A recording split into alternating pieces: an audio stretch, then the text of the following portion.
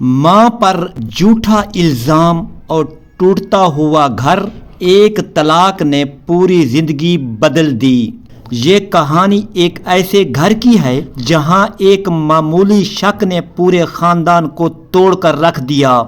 ایک ماں پر ایسا الزام لگا جو اس نے کبھی کیا ہی نہیں تھا۔ طلاق، بدنامی اور رشتوں کی دوری نے سب کچھ بدل دیا، لیکن وقت کے ساتھ سچ سامنے آیا اور ہر شخص کو اپنی غلطی کا احساس ہوا۔ یہ کہانی صرف ایک واقعہ نہیں بلکہ ایک سبق ہے کہ شک کبھی کبھی پوری زندگی برباد کر دیتا ہے۔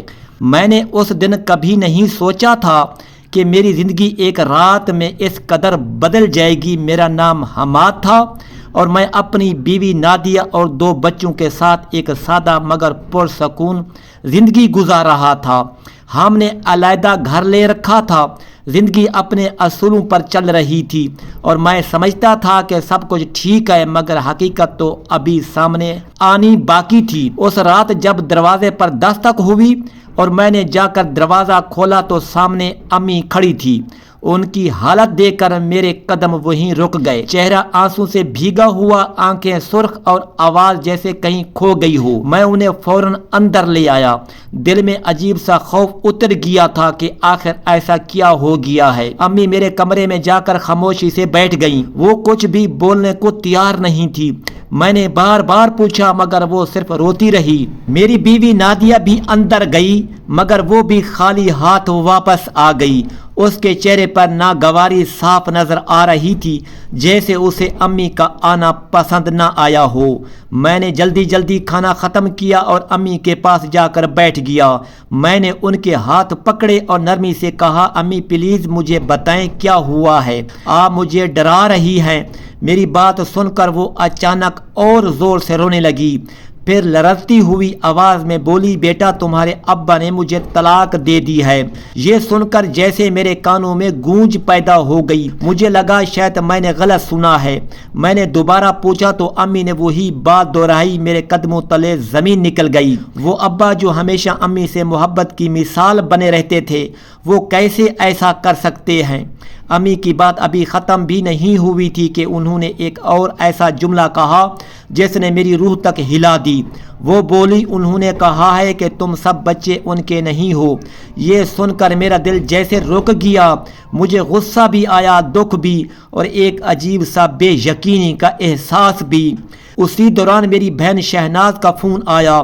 اس کی آواز کانپ رہی تھی، وہ بھی رو رہی تھی۔ اس نے بتایا کہ اس کے سسرال والے اس خبر کے بعد اسے طلاق دینے کی بات کر رہے ہیں۔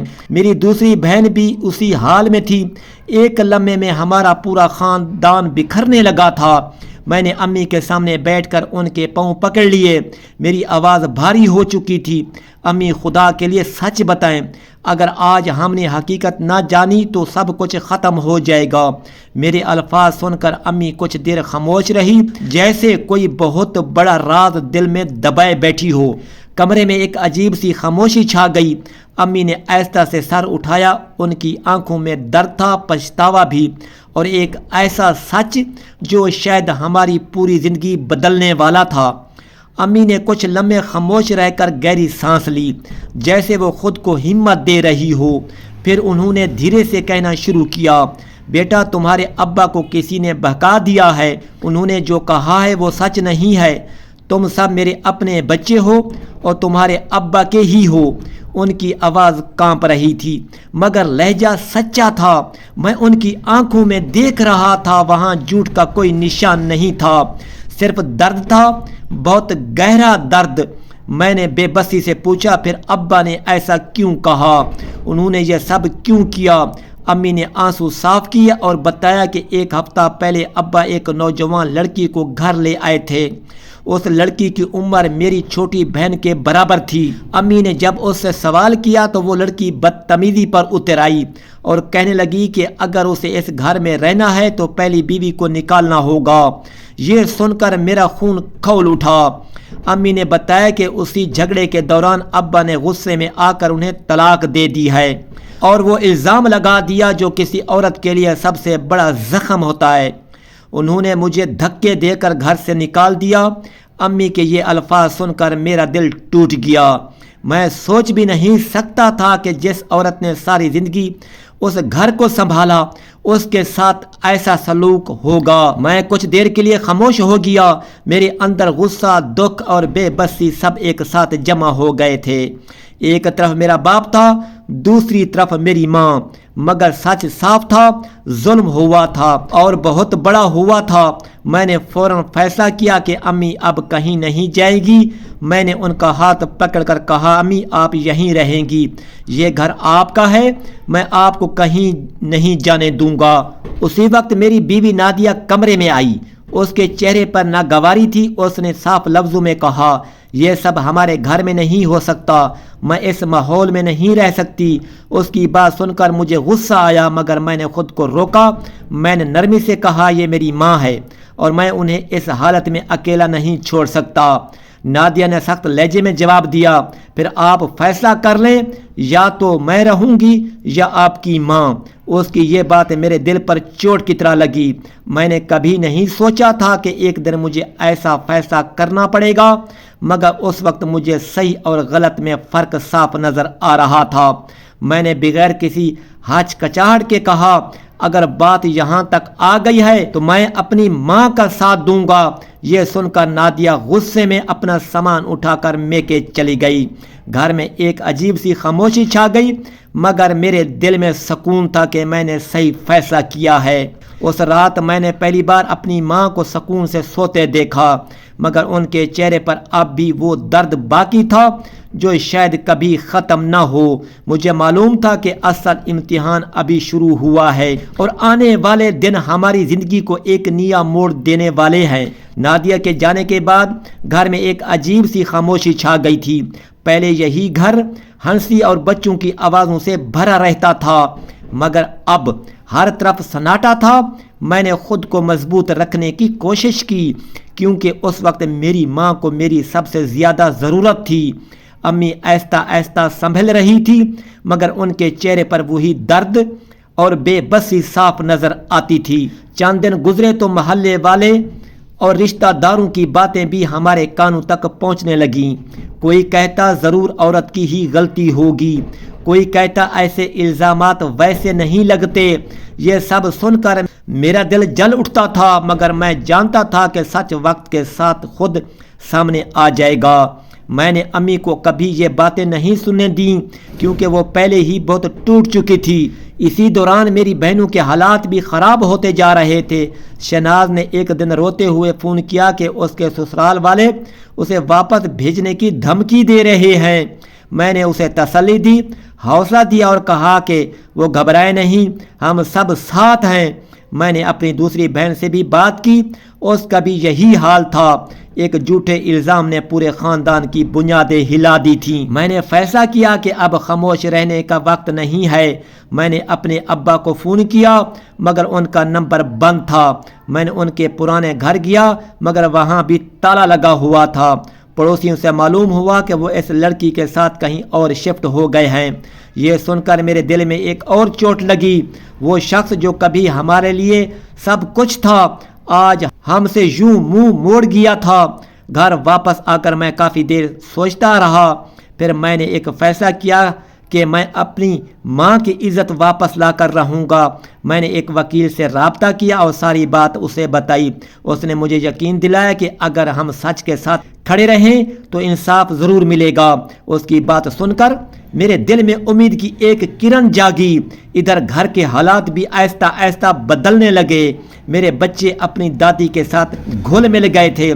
وہ ان کے ساتھ کھیلتے، باتیں کرتے اور امی کے چہرے پر ایک ہلکی سی مسکراہٹ آ جاتی۔ یہ چھوٹے چھوٹے لمحے ہمارے لیے بہت قیمتی تھے۔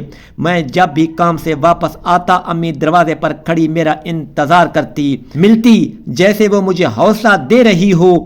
ایک دن اچانک نادیہ واپس آ گئی۔ اس کے چہرے پر پہلے جیسی سختی نہیں تھی۔ وہ خاموشی سے اندر آئی اور امی کے سامنے جا کر رک گئی۔ کچھ لمحے وہ خاموش رہی، پھر آہستہ سے بولی، امی مجھے معاف کر دیں۔ یہ سن کر میں حیران رہ گئی۔ امی نے فوراً اسے گلے لگا لیا جیسے وہ اسی لمحے کا انتظار کر رہی تھی۔ نادیہ نے بتایا کہ جب وہ میکے گئی تو وہاں اسے وہی رویہ ملا جو وہ خود میری ماں کے ساتھ کرتی تھی۔ اسے احساس ہوا کہ ماں کی جگہ کوئی نہیں لے سکتا۔ اس ایک ہفتے نے اسے بدل کر رکھ دیا تھا۔ اب وہ واقعی سمجھ چکی تھی کہ رشتے کیسے نبھائے جاتے ہیں۔ گھر میں ایک بار پھر زندگی لوٹنے لگی تھی، مگر میرے دل میں ابھی بھی ایک خلا تھا۔ میں جانتا تھا کہ جب تک سچ سب کے سامنے نہیں آتا، یہ زخم مکمل طور پر نہیں بھرے گا۔ میں نے دل میں عہد کیا کہ میں اپنی ماں کے ساتھ ہونے والی ناانصافی کا حساب لے کر رہوں گا، چاہے اس کے لیے مجھے کتنا ہی وقت کیوں نہ لگے۔ آخری دنوں میں جیسے وقت نے خود بھی رک کر ہماری آزمائش دیکھنی شروع کر دی تھی۔ ایک طرف گھر میں سکون لوٹ آیا تھا، نادیہ بدل چکی تھی، بچے ہنسنے لگے تھے اور امی کے چہرے پر بھی کبھی کبھار مسکراہٹ آ جاتی تھی، مگر اندر کہیں ایک خلا اب بھی باقی تھا۔ وہ خلا تھا انصاف کا، سچ کے مکمل سامنے آنے کا۔ میں نے ہمت کر کے قانونی کارروائی شروع کی۔ کچھ ہی دنوں میں ہمیں ابا کا پتہ چل گیا۔ وہ اسی نوجوان لڑکی کے ساتھ ایک دوسرے شہر میں رہ رہے تھے۔ جب انہیں عدالت کا نوٹس ملا تو وہ مجبوراً پیش ہوئے۔ میں نے انہیں کئی سال بعد دیکھا، مگر وہ پہلے والے ابا نہیں تھے۔ چہرہ تھکا ہوا، آنکھوں میں بے چینی اور لہجے میں وہ غرور نہیں رہا تھا۔ عدالت میں جب سچ سامنے آیا تو ہر کوئی خاموش ہو گیا۔ کوئی ثبوت، کوئی دلیل، کوئی گواہی ایسی نہیں تھی جو امی کے خلاف جاتی۔ ابا کے الزامات صرف غصے اور ایک غلط فیصلے کا نتیجہ تھے۔ جج نے صاف الفاظ میں کہا کہ یہ الزام نہ صرف جھوٹا ہے بلکہ ایک عورت کی عزت پر حملہ ہے۔ اس لمحے مجھے لگا جیسے اللہ نے ہماری سن لی ہو۔ امی کی آنکھوں سے آنسو بہہ رہے تھے، مگر اس بار یہ آنسو دکھ کے نہیں بلکہ سکون کے تھے۔ ان کی عزت واپس آ چکی تھی۔ میری بہنوں کے سسرال والوں کا رویہ بھی بدل گیا۔ انہوں نے معذرت کی اور اپنے فیصلے واپس لے لیے۔ ایک جھوٹ جو پورے خاندان کو توڑ رہا تھا وہ سچ کے سامنے ٹک نہ سکا۔ ابا عدالت کے باہر کھڑے تھے، سر جھکائے۔ وہ میرے پاس آئے جیسے کچھ کہنا چاہتے ہوں، مگر الفاظ ساتھ نہیں دے رہے تھے۔ میں نے انہیں دیکھا، دل میں درد بھی تھا، غصہ بھی، مگر میں نے خاموشی اختیار کی۔ کچھ زخم ایسے ہوتے ہیں جو وقت تو بھر دیتا ہے مگر ان کے نشان باقی رہتے ہیں۔ گھر واپس آ کر میں نے امی کے پاس بیٹھ کر ان کا ہاتھ تھاما۔ وہ بولی، بیٹا اللہ دیر کرتا ہے مگر اندھیر نہیں کرتا۔ ان کی یہ بات میرے دل میں اتر گئی۔ واقعی اگر انسان سچ پر قائم رہے تو ایک دن انصاف ضرور ملتا ہے۔ اس پوری کہانی نے مجھے ایک بات سکھا دی، رشتے خون سے نہیں سچ اور وفا سے قائم رہتے ہیں۔ اگر ایک انسان خود غرضی میں آ کر سب کچھ توڑ سکتا ہے تو دوسرا صبر اور سچائی سے سب کچھ دوبارہ جوڑ بھی سکتا ہے۔ آخر میں بس اتنا ہی، ظلم وقتی ہوتا ہے مگر سچ ہمیشہ زندہ رہتا ہے۔